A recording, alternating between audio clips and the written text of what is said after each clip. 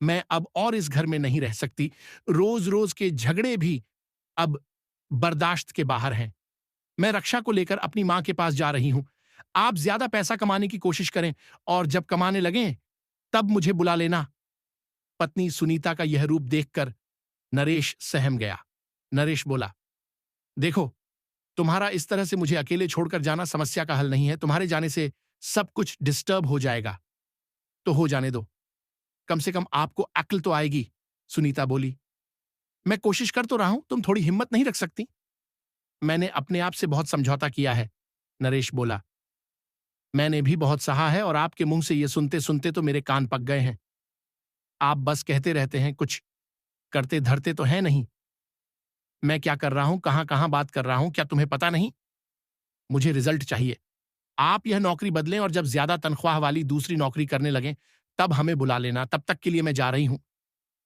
ये कहते हुए सुनीता अपने सामान से भरा बैग लेकर बेटी रक्षा के साथ पैर पटकते हुए चली गई। नरेश ठगा सा देखता रह गया। दरअसल जब से उसने नौकरी बदली है और उसे थोड़ी कम तनख्वाह वाली नौकरी करनी पड़ी है, तब से घर की गाड़ी ठीक से नहीं चल रही है। वह परेशान था, लेकिन कुछ कर नहीं पा रहा था। घर में झगड़े की वजह से अगले दिन नरेश का दफ्तर के काम में मन नहीं लगा। उसने सारा काम बेमन से निपटाया। छात्राओं के दाखिले का समय होने से काम यूं भी बहुत ज्यादा था। यह सब सुनीता नहीं समझती थी। उसके इस नादानी भरे कदम से नरेश चिढ़ गया था। नरेश ने भी तय कर लिया था कि अब वह सुनीता को बुलाने नहीं जाएगा। वह अपनी मर्जी से गई है, अपनी मर्जी से ही उसे आना होगा। रात के 10 बज रहे थे। नरेश के इंतजार में बिस्तर पर करवटें बदल रहा था। इतने में मोबाइल फोन की घंटी बजी। उसे लगा, कहीं सुनीता का तो फोन नहीं, शायद उसे गलती का एहसास हुआ हो। पर नंबर देखा तो किसी और का था। कौन? नरेश ने पूछा। सॉरी सर, इस समय आपको डिस्टर्ब करना पड़ रहा है। नरेश को फोन पर आई उस औरत की आवाज कुछ पहचानी सी लगी। कोई बात नहीं, आप बोलें, नरेश ने कहा। नमस्ते, पहचाना। मैं अंजू, ट्रेनिंग में दाखिले को लेकर 1 से 2 बार आपसे पहले भी बात हो चुकी है। ओह हां, अंजू, तो तुम हो। कहो, इस वक्त कैसे फोन किया तुमने? सर, आज दिन में जब आपको फोन किया था तो आपने ही कहा था कि अभी मैं बिजी हूं, शाम को बात करना। पर इस वक्त तो रात है। सर, मैं कब से ट्राई कर रही हूं, नेटवर्क ही नहीं मिल रहा था, अब जाकर मिला है।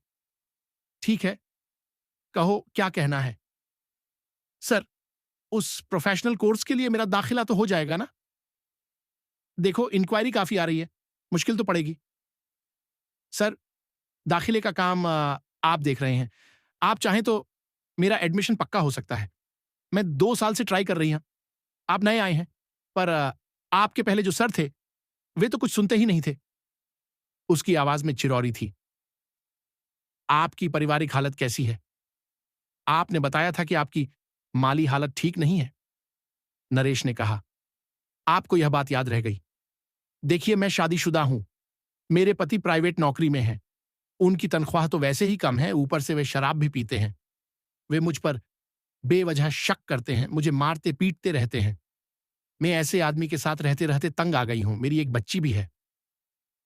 मैं हायर सेकेंडरी तक पढ़ी हूं। मेरी सहेली ने ही मुझे आपके यहाँ के इंस्टीट्यूट के बारे में बताया था। अगर आपकी मदद से मेरा ट्रेनिंग में दाखिला हो जाएगा, तो मैं आपका बड़ा उपकार मानूंगी। अंजू जैसे भावनाओं में बहकर सब कुछ कह गई। देखो, इस वक्त रात काफी हो गई है, अभी दाखिले में समय है। आप 1 से 2 दिन बाद मुझसे बात करें। ठीक है, थैंक यू, गुड नाइट। और फोन कट गया। अगले दिन अंजू का दिन में ही फोन आ गया। बात लंबी होती थी, सो नरेश को कहना पड़ा कि वह रात को उसी समय फोन करे तो ठीक रहेगा। रात के 9 बजे अंजू का फोन आ गया। उसने बताया कि उसके पति के नशे में धुत सोते समय ही वह बात कर सकती है। नरेश अंजू के दुख से अपने दुख की तुलना करने लगा। वह अपनी पत्नी से दुखी था तो वह अपने पति से परेशान थी। धीरे धीरे अंजू नरेश से खुलने लगी थी। नरेश ने भी अपने अंदर उसके प्रति लगाव को महसूस किया था। उसे लगा कि वह औरत नेक है और जरूरतमंद भी, उसकी मदद करनी चाहिए। अंजू ने फोन पर कहा, आपकी बदौलत अगर यह काम हो गया तो मैं अपने शराबी पति को छोड़ दूंगी और अपनी बच्ची के साथ एक स्वाभिमानी जिंदगी जीऊंगी। नरेश ने उससे कहा, जब इंटरव्यू होगा तो मैं तुम्हें कुछ टिप्स दूंगा। अब उन दोनों में तकरीबन रोजाना फोन पर बातें होने लगी थीं। एक बार जब अंजू ने नरेश से उसके परिवार के बारे में पूछा तो वह शादी की बात छिपा गया। नरेश के अंदर एक चोर आ गया था। अनजाने में ही वह अंजू के साथ जिंदगी बिताने के सपने देखने लगा था। शायद ऐसा सुनीता की बेरुखी से भी होने लगा था। अंजू ने एक बार नरेश से पूछा था कि जब वह ट्रेनिंग के लिए उसके शहर आएगी तो वह उसे अपने घर ले जाएगा या नहीं, शॉपिंग पर ले जाएगा या नहीं। नरेश ने उससे कहा, पहले दाखिला तो हो जाए, फिर यह भी देख लेंगे। दाखिले का समय निकट आने लगा था। नरेश ने सोचा कि अब अंजू का काम होने तक तो यहां रुकना ही पड़ेगा। रहा सवाल सुनीता का तो और रह लेने दो उसे अपने माता पिता के पास। अंजू के फार्म वगैरह सब जमा हो गए थे। इंटरव्यू की तारीख तय हो गई थी। नरेश ने अंजू को फोन पर ही इंटरव्यू की तारीख बता दी। वह बहुत खुश हुई और बताने लगी कि फीस के पैसे का सारा इंतजाम हो गया है, कुछ उधार लेना पड़ा है। एक बार ट्रेनिंग हो जाए फिर वह सब का उधार चुकता कर देगी। फोन पर हुई बात लंबी चली। बीच में 3 से 4 बीप की आवाज का ध्यान ही नहीं रहा। देखा तो सुनीता के मिस्ड कॉल थे। इतने समय बाद वे भी अभी उसे फोन करने की क्या सूझी। इतने में फिर सुनीता का फोन आया। वह शक करने लगी कि वह किससे इतनी लंबी बातें कर रहा था। नरेश ने झूठ कहा कि स्कूल के जमाने का दोस्त था। सुनीता ने खबरदार किया कि वह किसी औरत के फेर में न पड़े और आजादी का गलत फायदा न उठाए, वरना उसके लिए ठीक नहीं होगा। नरेश ने कहा, मुझ पर इतना ही हक जमा रही हो तो मुझे छोड़कर गई ही क्यों। सुनीता ने बात को बदलते हुए नरेश को नई नौकरी की याद दिलाई। नरेश ने भी इधर उधर की बातें करके फोन काट दिया। अभी तक अंजू से सारी बातें फोन पर ही होती रही थीं। फॉर्म भरा तो उसमें अंजू का फोटो था। फोटो में वह अच्छी खासी लगी थी, मानो अभी तक कुंवारी ही हो। अब जब आमना सामना होगा तो कैसा लगेगा, ये सोचकर ही नरेश को झुरझुरी सी होने लगी थी। जैसे जैसे दिन कम होने लगे थे वैसे वैसे अंजू के फोन भी कम आने लगे थे। शायद नरेश को अंजू के बैलेंस की फिक्र थी कि जब मिलना हो रहा है तो फिर फोन का फजूल खर्च क्यों। आखिरी दिनों में अंजू ने आने जाने और ठहरने संबंधी सभी जानकारी ले ली थी।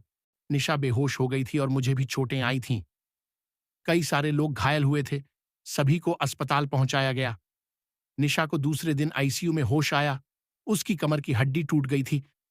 हम दोनों के इलाज में फीस के जोड़े पैसे ही काम आ रहे थे। हम अभी भी अस्पताल में ही हैं। मैं थोड़ी ठीक हुई हूं और निशा के पापा दवा लेने बाहर गए हैं, तभी आपसे बात कर पा रही हूं। मुझे लग रहा था कि आप नाराज हो रहे होंगे। मुझे आपकी फिक्र थी। आपने सचमुच मेरा कितना साथ दिया। मैं आपको कभी भूल नहीं पाऊंगी। जब सब कुछ ठीक हो रहा था तो यह अनहोनी हो गई। सारा पैसा खत्म होने को है। अब मेरा आना ना होगा कभी। मुझे अब हालात से समझौता करना पड़ेगा। लेकिन मैं एक अच्छी बात बताने से अपने आप को रोक नहीं पा रही हूं कि निशा के पापा अस्पताल में हमारी फिक्र कर रहे हैं। उन्हें ट्रेनिंग को लेकर, फीस को लेकर, मेरी कोशिश के बारे में सब कुछ मालूम हुआ तो वे दुखी हुए। रात में उन्होंने मेरे माथे पर हाथ फेरकर सुबकते हुए कहा कि बहुत हुआ, संभालो अपने आप को। मैं नशा करना छोड़ दूंगा, अब सब ठीक हो जाएगा। इनके मुंह से ऐसा सुनकर तो जैसे मैं निहाल हो गई हूं। ऐसा लगता है जैसे वे अब सुधर जाएंगे। फोन पर यह सब सुनकर तो जैसे नरेश धड़ाम से गिरा। सारे सपने झटके में चूर चूर हो गए। आखिर में अंजू ने कहा, अच्छा अब ज्यादा बातें नहीं हो, रखती हूं, गुड बाय। नरेश ने अपना सिर पकड़ लिया। क्या सोचा था, क्या हो गया। कैसे कैसे सपने अंजू को लेकर बुन डाले थे, पर आखिर वही होता है जो होना होता है। यह सब एक याद बनकर रह जाएगा। दफ्तर का समय पूरा हो चुका था। नरेश घर की ओर बोझिल कदमों से निकल पड़ा। घर पहुंचा तो देखा कि सुनीता बैग पकड़े रक्षा का हाथ थामे दरवाजे पर खड़ी थी। नरेश को देखकर सुनीता ने एक मुस्कान फेंकी, पर उसका भावहीन चेहरा देखकर बोली, क्या बात है, हमें देखकर आपको खुशी नहीं हुई। तब तक रक्षा नरेश के नजदीक आ चुकी थी। उसने रक्षा को प्यार से उठाकर चूमा और नीचे खड़ा कर जेब से चाबी निकालकर बोला, अपनी मर्जी से आई हो या पिताजी ने समझाया। पिताजी ने तो समझाया ही। मुझे भी लगा कि अच्छी तनख्वाह वाली नौकरी के लिए आपकी कोशिश में हमारे घर लौटने से ही तेजी आएगी।